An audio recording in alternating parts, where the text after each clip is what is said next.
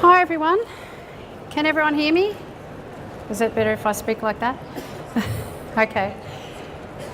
Hi everyone, I'm Tanya Honeychurch and my business is Lifelong Careers, and I guess my social mission in life is to help people make transitions from one career to another or from one industry to another, or also helping people, I love to help people set up their own online business. I'm finding increasing requests for people who might be working full-time but actually wanting to set up their own online business to support their income and maybe do that when they're thinking about semi-retirement.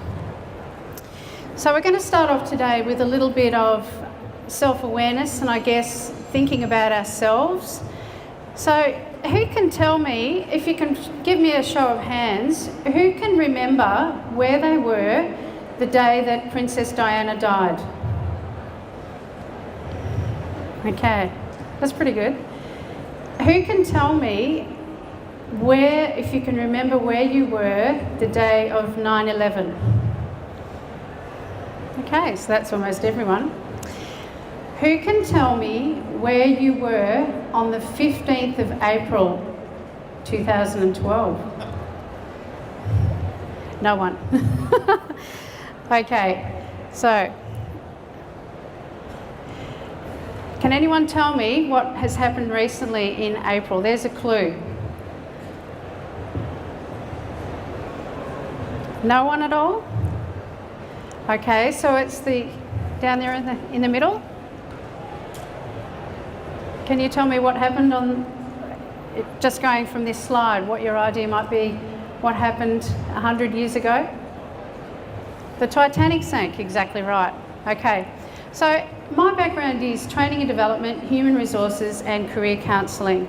And I'm very much about getting down to the bottom of the iceberg about work values, what your skills are and what your knowledge is. Quite often when we're working, the professional behaviour, the professional image, our knowledge and our skills are what's on display. But underneath we've got values, we've got beliefs, we've got self-limiting beliefs, and we've got childhood conditioning that we grew up with. We've got our passion and our interests and our personal potential. Quite often what you see is on the surface is the professional behaviour, but what we see or what we don't see quite often is what's down below. Can anybody relate to that?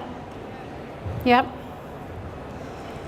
If we think about an organisation, what you see on the surface are policies, procedures, job descriptions, key performance indicators, your productivity and how much you're contributing to the bottom line of the organisation that you work for.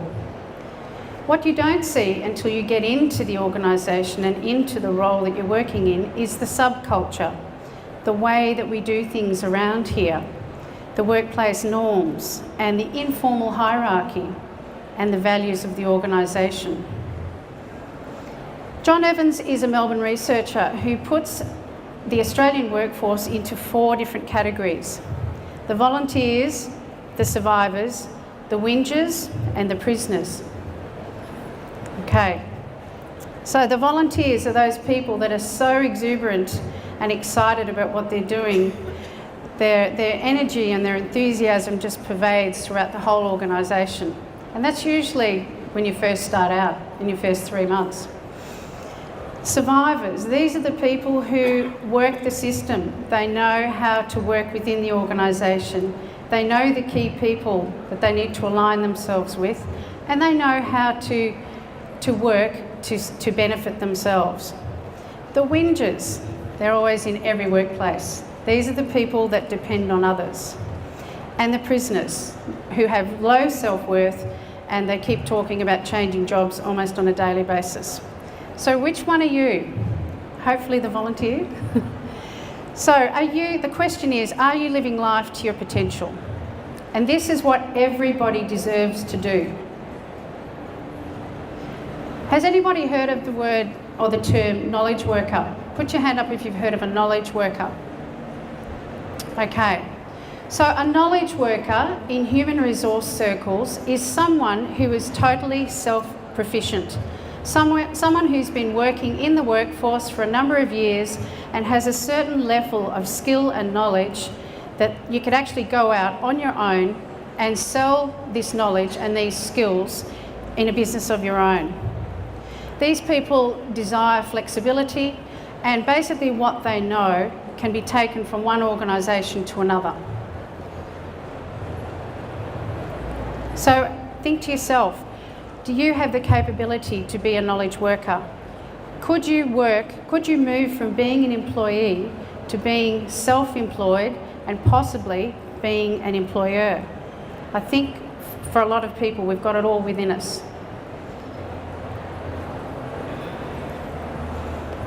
Now I've got a very quick little video which I want to show you. Thank you. And it's about the power of the internet, because technology is not going away. It's only getting bigger.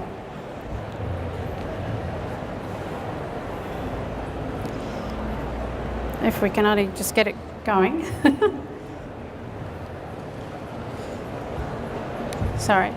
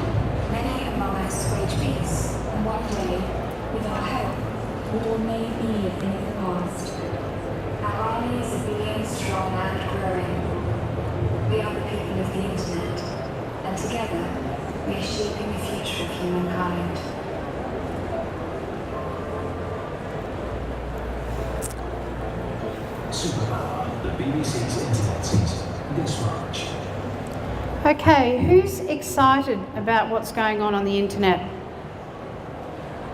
Big hands if you're excited. Put your hand up if you're excited. Who's not so excited and thinking, oh, maybe if I bury my head in the sand, it'll just go away? Who loves Facebook? Who can see the benefit of Facebook for business?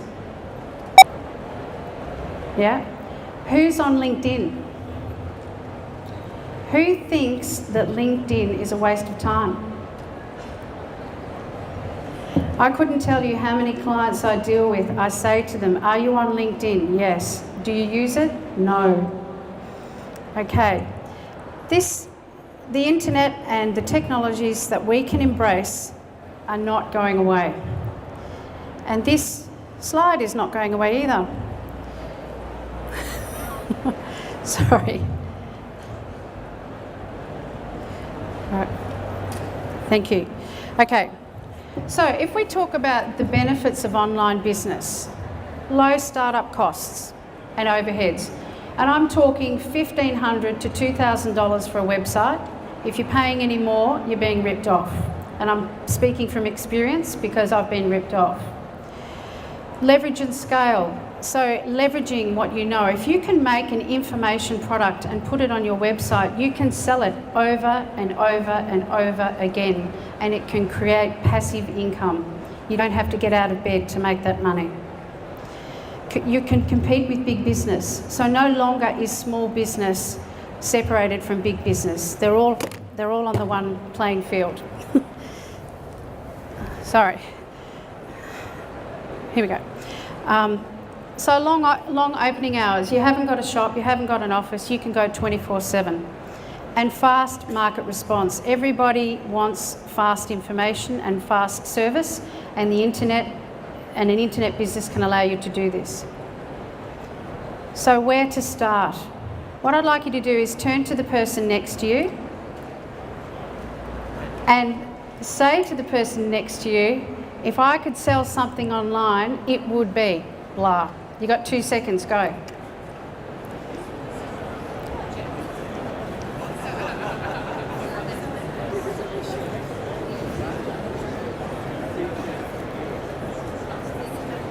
Okay, lots of ideas out there. Okay, who would like to share their idea about what could possibly sell online? No? All being secretive? Sorry. Food. Selling food online. Yeah? Yeah, okay. There is no end to what can be sold online. And the stages in the process. For some people it's just absolutely overwhelming. Where do I start? How do I start? So the planning. First of all, start off with what you are good at and what you know. Don't try and do something fandangled and get into something that you don't know about. It has to be something that you know about. The building side of it, the logistics side of it, that can all be outsourced, and there are lots of people that can help you do that. You don't have to be tech savvy. You don't have to be a tech guru. Marketing. The biggest thing I've found about having an online business is marketing. It's like having a shop and having a website. You have to have stock. You constantly have to have stock turning over in a shop or in a business. It's the same online. You have to be updating your content and making sure that you have value, something that's of value for sale online. Then there are things like phone apps, eBay, Amazon, shopping carts, memberships. It goes on from there. But don't let it overwhelm you. It can be broken down into bits and pieces. I'll give you a couple of examples of people that I know who are working in their own business. Karen Nankervis, she was working in administration as a secretary. She now has a national business, which is virtual assistant. So she has secretaries working for her doing administration work all over Australia, and she works from downtown Beechworth in country Victoria. Fiona Fell, the profit maximising web geek. She designs websites for people, but her big focus is on marketing. And I use Fiona. There's never been a question that I've asked her about internet business that she hasn't had the answer for. Lynn Wee's here in Paran in Melbourne, and she's a branding expert. So she can help get photos onto Facebook, LinkedIn and Twitter, and help you actually understand how to use that social media for business. Other examples of business: selling your product online, selling on eBay, flipping websites. Has anyone heard of flipping websites? So actually get on and you have a look at websites that need to be improved. You improve them and then you sell them. Affiliate marketing. There are lots and lots of businesses out there that would like to be promoted by more businesses, and you get a commission for affiliate marketing.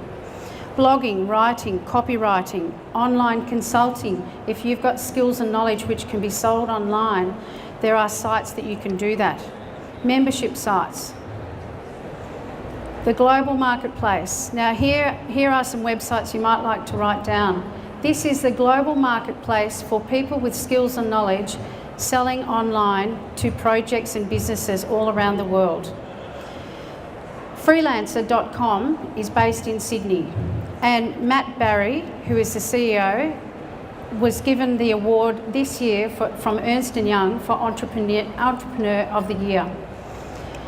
elance.com, vworker.com and guru.com. Basically what you do is you create a profile of yourself, you put it online, you put your skills and your knowledge online, and you tender for projects. You put in for projects, and you can do this while you're working full-time, or if you're not working full-time, you can do it in the hours that suit you. They are global marketplaces for skills and knowledge. In particular, information technology, writing, copywriting. There are lots of different industries that are all online in these global marketplaces. Other aspects about online to learn about: marketing and branding, sales, advertising. The list goes on, but like I say, don't feel overwhelmed by what there is to know, because it's all, if you break it down into doable chunks, you can learn about this as you go, and it's actually quite exciting to discover it as you go along. Okay, so we've got another little video here, which is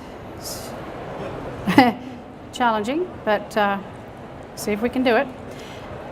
Don't let getting a website stop you from creating a business. The website's just very easy, and there's actually a national program. The website for your business is just as important as your phone, because your customers expect to find information about your business online.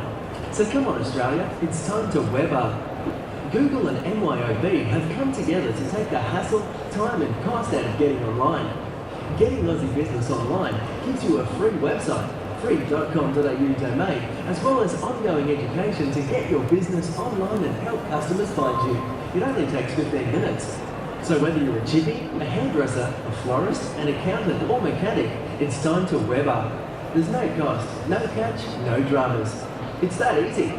gettingbusinessonline.com.au/get started. Okay, so very simple to get a website. And there is actually a video of Julia Gillard talking about the initiative. Okay, so my final message to you is you can do it. It's doable. And while you're working full-time, it is something you can do on the side. It's a contingency plan for you if you're not happy in your current job. It's something you can do which can generate income, and maybe one day it can become such a viable business that you can chuck your job in and go and get online and work for yourself and live the life that you want to live. So I'm Tanya Honeychurch. My business is Lifelong Careers, and if you have any further questions, come and see me at stand 78. Thank you. Well done, thanks Tanya.